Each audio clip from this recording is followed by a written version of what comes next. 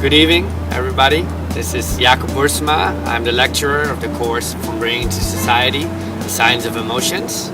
As you might notice, I couldn't be present. I'm still in New York. Love to talk to you and meet you personally. Hopefully we'll do that in a short time. You might have found the handout of this course on your seats, so you can read all the information I give in this video at home, back, so you can make an informed decision about which of the great courses to pick. I also set up a website where you find this video and some other informational videos about the course. Sorry for the noise. We're in Harlem, New York, as you might see in the background.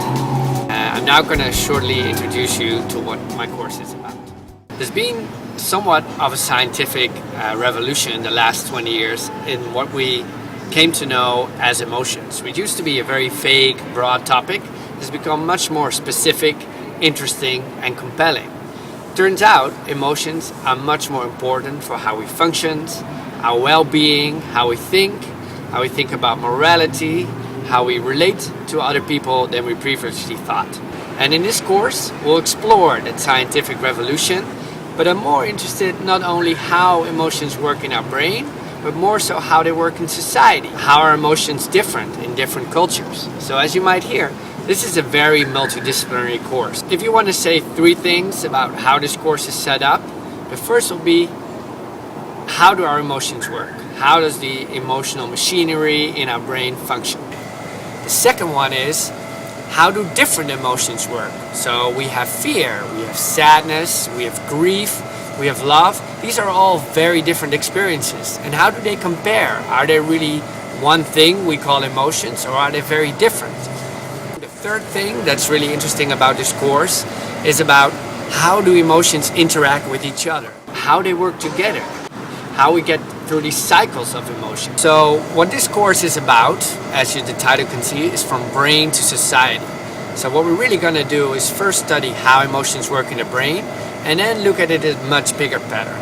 How does politics use emotions? How do politicians influence our emotions?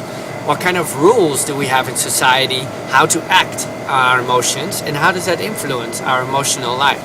We're going to study emotions from neuroscience, from psychology, from philosophy, from sociology, and even anthropology.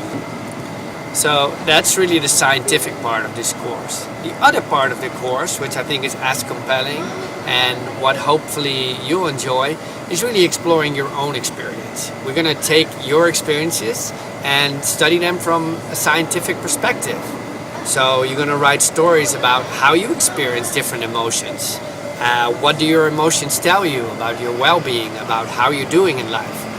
We're also going to look at novels, about movies. So we're going to use all this kind of narrative material, these stories we have in daily life, to test them with our scientific methods, but also kind of explore them and make them more clear.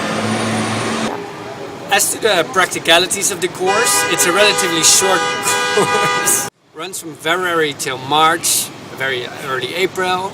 It's in total 8 classes, Thursday night, 5 to 9. For the end of the course, you have to write a paper.